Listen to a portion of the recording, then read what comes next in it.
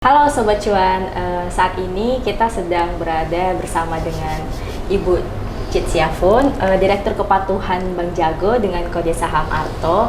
Nah, kali ini kita mau tanya-tanya terkait dengan cerita bagaimana perencanaan keuangan dari Bu Afun. Nah, jangan lupa saksikan video ini sampai selesai ya teman-teman.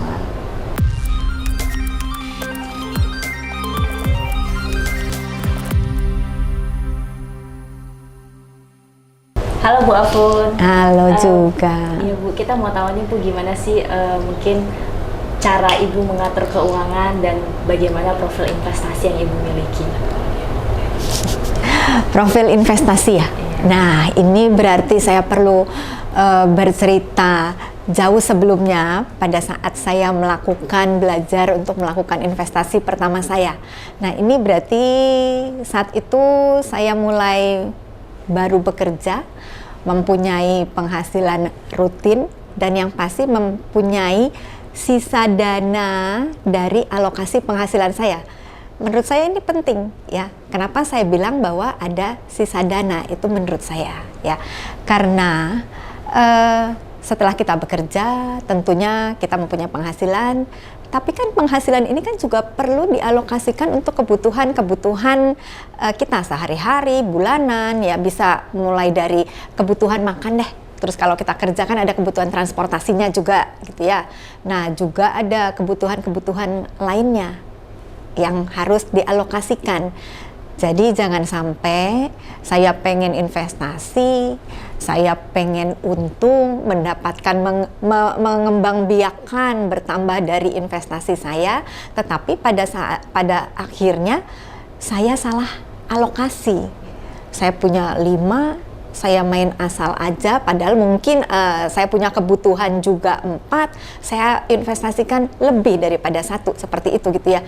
Nah, itu yang sebenarnya saya jaga. Jadi kalau bertanya investasi saya di awal pertama kerja, itu yang sederhana lah. Seperti apa deposito ya Bu? Tebakannya itu ya tepat lah ya. Kan baru masih muda ya, masih muda, penghasilan juga mungkin waktu masih terbatas, tapi kan keinginan tetap ada untuk melakukan investasi gitu ya. Berpikir untuk oke, mendapatkan cuan. Tadi kan ini kan forumnya forum cuan ini gitu ya. Nah, kepingin juga gitu kan ya. Nah, yang paling penting waktu itu saya pikir ada sisa alokasi dana dari penghasilan saya sesudah itu. Nah, kita juga harus bijak, menurut saya itu harus mengerti risikonya pada saat melakukan investasi, juga harus berhitung gitu ya. Instrumen sih banyak ya. Saat itu sudah ada lah instrumen dari zaman dulu, kan ada emas, ada saham, obligasi gitu ya. Walaupun literasi sekarang lebih banyak ya, sekarang itu kan memang pemerintah juga mendukung, regulator mendukung gitu ya, dan literasi juga banyak lah gitu ya. Tapi saat itu deposito dan sesuai dengan profil saya. Nah, tadi pertanyaan profilnya seperti apa? Profil dari investasi saya gitu ya. Saya itu pekerjaan saya pertama itu auditor. Nah, kebayangkan kalau auditor itu kerja punya target deadline, ya coveragenya seluruh Indonesia waktu itu ya, seluruh Indonesia, terus dikasih di satu cabang itu 3 hari, 5 hari, kalau cabang besar ya lebih lah ya, seminggu, 2 minggu, sebulan gitu. Tetapi kebayangkan punya deadline. Dengan deadline itu nggak mungkin saya kerjakan, harus juga komit dengan pekerjaan gitu ya. Kalau misalnya dikasih deadline seperti ini, nggak mungkin juga. Saat itu digitalisasi itu belum seperti sekarang ya, aplikasi dan platform juga belum sekarang. Waktu itu masih manual, harus ke cabang atau setidaknya pakai fax. Kalau lagi kerja saya harus keluar dulu fax atau telepon, itu sulit juga gitu ya. Jadi saya pikir yang paling gampang itu adalah deposito. Nah, deposito juga harus memperhitungkan tenor. ya kan. Jangan sampai tadi saya bilang, jangan sampai saya maunya oke, misalnya saya tenor 3 bulan, rupanya saya punya kebutuhan 1 bulan gitu. Nah itu hal-hal yang saya lakukan pada saat itu. Sekarang itu gampang, lebih mudah lah ya. Sekarang contohnya di Jago sudah pakai kan aplikasi Jago, sudah ada kantong untuk membantu kita mengatur keuangan, alokasi. Pocket-pocketnya itu terus terang sangat membantu. Jadi saya bisa sekarang tuh alokasikan, misalnya oke, ini dana saya bulanan untuk belanja bulanan, ini dana untuk misalnya anak sekolah, ini untuk investasi atau dana darurat. Nah ini bicara mengenai dana darurat, ya ini juga saya punya pengalaman ini. Ya investasi kadang-kadang baik, yieldnya baik, tapi kalau misalnya salah perhitungan, ya tadi tidak mengalokasikan dengan benar juga, itu ada harganya. Ya likuidasi aset itu ada harganya. Terlebih kalau misalnya kita sudah di-push dengan kondisi keadaan yang urgent gitu ya, nggak punya pilihan untuk pricing lagi, tidak ada pilihan lagi, harus secepat mungkin ya. Nah itu ada harga yang harus dibayar juga gitu ya. Nah tadi dengan adanya, kalau kita alokasi dulu manual, sekarang kemudahan itu banyak lah ya, banyak aplikasi membantu gitu ya. Ya salah satunya Jago gitu ya, alokasi kantong, terus ada juga buat analisa bulanannya, kita kemana gitu, itu sangat membantu sekali sih gitu ya. Bu, selain di deposito gimana lagi Bu?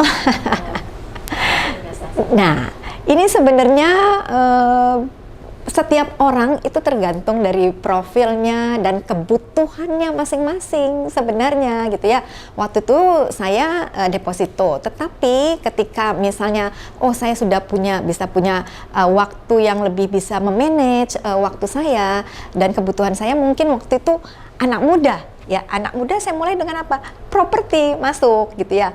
Ada investasi di pasar modal gitu ya, tetapi kan memang tergantung lagi dari kebutuhan. Jadi menurut saya komposisi dari investasi setiap orang itu harus balik lagi kepada kebutuhannya masing-masing, profil pekerjaannya masing-masing gitu ya, itu juga memang harus dipertimbangkan lah ya. Jadi waktu itu yang kedua ya saya lanjut properti, karena kan gini, saya hedging kalau saya nanti mau menikah ya. Kalau itu kan, kalau misalnya lagi masih sendiri gitu kan, tapi kan kalau ada suami, ada misalnya atau dari orang tua dapat warisan, it is a bonus, it is a blessing gitu ya. Tetapi kalau tidak, waktu itu prinsip saya gitu ya, masuklah ke properti. Misalnya, oke, saya nggak mau memikirkan, saya nggak mau pusing-pusing, saya mau tidur di mana gitu ya. Nah itu saya masuk di properti. Jadi ya begitu, balik lagi kepada tadi profil dari masing-masing dan kebutuhan dan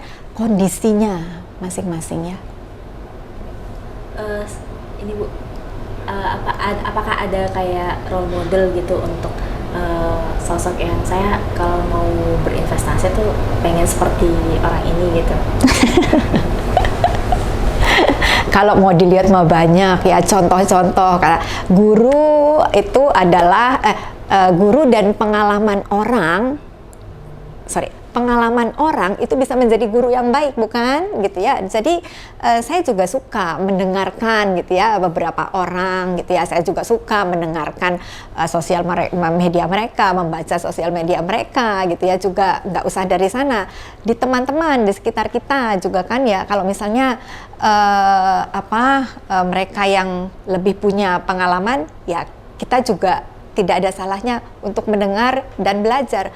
Membaca juga penting ya. Waktu saya mengajarkan anak-anak saya juga untuk mulai berinvestasi ketika mereka selesai SMA mau kuliah seperti itu, dan mereka bertanya investasi, saya bekalin dengan buku untuk membaca, banyak buku-buku gitu ya. Jadi saya bekalin mereka dengan ilmu dengan membaca dulu, sehingga tidak sekedar ikut-ikutan tren. Terlebih kalau jangan sampai FOMO gitu ya. Jadi nanti harus bijak investasi, harus mengerti, punya dasar-dasar setidaknya. Jangan mau langsung untung cepat gitu ya. disesuaikan. Ada instan ya gitu ya, Bu? Nggak ada ya, ya ada bisa kebetulan gitu ya, tetapi atau misalnya ini, tapi kan sebalik lagi, semua itu harus ada perhitungan, jangan sampai nanti berinvestasi malah surprise, malah nanti aduh kalang kabut sendiri, alokasinya rupanya kebablasan gitu kan ya, likuidasi perlu ada harganya seperti itu. Nah itu kan jadi perlu lebih bijak dalam melakukan investasi. Bu, mungkin bisa di-share juga, Bu, apa sih prinsip-prinsip yang Ibu pegang gitu dalam mengalokasikan dana untuk investasi gitu, untuk generasi milenial dan Z dalam mengatur keuangannya gitu, gimana? Mungkin tadi sudah sempat saya singgung sedikit kalau pengalaman pribadi saya ya tadi adalah gini, ada memang dana yang kita sisakan atau sisihkan untuk berinvestasi, jangan sampai mengganggu kebutuhan utama. Kalau mengganggu kebutuhan utama ya, karena ini saya juga pernah punya pengalaman buruk sendiri. Ya waktu itu karena saya nggak ada alokasi dana lebih, dana darurat, mepet-mepet saya mau untuk dapat keuntungan yang maksimal seperti itu.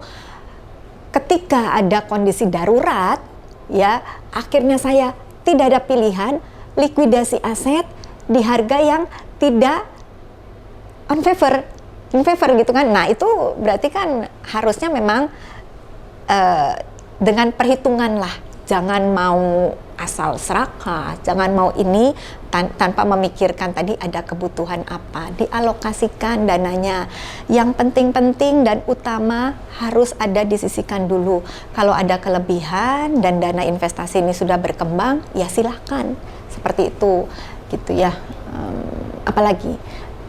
Kalau pandangan Ibu terkait dengan investasi yang high risk gitu, kayak misalnya saham gitu, trading, gimana, Bu? Ini risk appetite masing-masing orang, satu. Kedua, ini juga terkait dengan ilmu menurut saya ya. Jadi kalau memang dia fokus belajar, mempelajari dirinya, mempelajari ilmu itu dan memang dia ready, silahkan aja ya. Itu kan memang tidak ada benar, tidak ada salah ya, bisa mengambil keuntungan dari hal-hal itu sepanjang tadi mungkin dia itu memang sudah mengerti risikonya dan dia sudah perhitungkan, kalkulasikan semuanya, dibekali dengan pengetahuan dan ilmu, ya menurut saya tidak ada salahnya juga. Baik, mungkin pertanyaan terakhir, Bu. Nah, selain mungkin berkaitan dengan profil investasi Ibu, apa sih hobi gitu, Bu, yang mungkin bisa dibagikan? Hobi investasi juga termasuk hobi loh. Siapa yang nggak hobi untuk mengumpulkan aset dan juga membuat asetnya bertambah gitu ya, itu juga hobi. Nah kalau hobi yang santai ya, nah kalau untuk hobi yang santai, akhir-akhir ini di Jago itu kita lagi ada program, kita kan ada program untuk bonding karyawan ya, untuk teamwork, untuk kolaborasi gitu ya. Jadi seluruh karyawan di Jago ini dibagi menjadi sekitar 8 atau 9 houses, ada 9 house lah, House of Jagoan gitu ya. Nah ada sponsornya, manajemen menjadi sponsornya. Kegiatan yang terbaru itu adalah fun, run, and ride. Jadi lari jalan gitu. Nah itu hobi saya yang terbaru. Saya ini tadinya bukan orang yang hobi untuk lari jalan, olahraga gitu ya. Padahal saya tahu itu penting gitu, tetapi memang belum direalisasikan. Dengan adanya program House of Jagoan ini, terus sebagai sponsor, kan tidak bisa ya saya itu cuma bilang, ayo yang lainnya lari, naik sepeda, jalan gitu kan ya. Terus sayanya diam sambil main handphone, kan nggak mungkin juga gitu ya.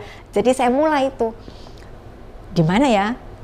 Udahlah, selesai makan di rumah, mondar-mandir ruang makan setengah jam gitu kan ya. Bukan setengah jam, 0,5 ya, 0,5 kilo saya coba aja gitu, pakai Strava di rumah. Oh, rupanya bisa. Lama-lama karena yang lain juga kompetisi secara sehat gitu ya, saya juga ingin mendukung dong house saya.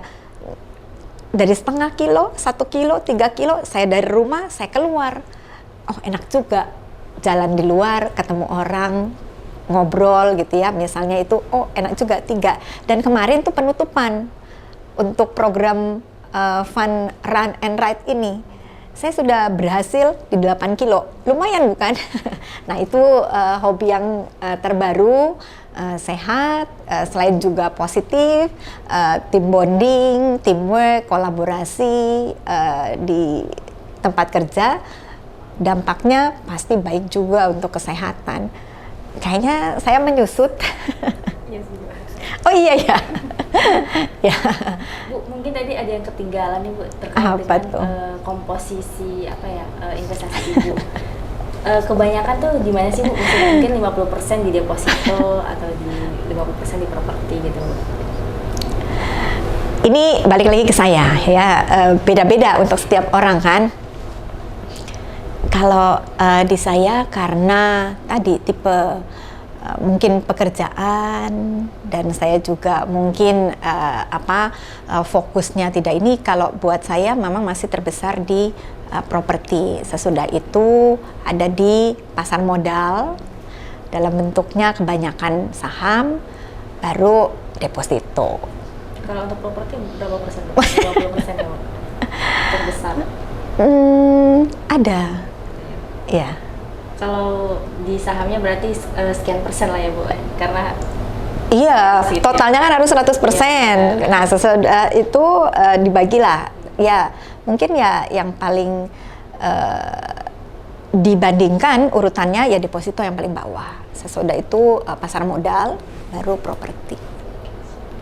terima kasih Bu Afun. Nah, Sama-sama. itu tadi cerita tentang perjalanan investasinya Bu Afun gitu. Semoga bermanfaat untuk teman-teman semua.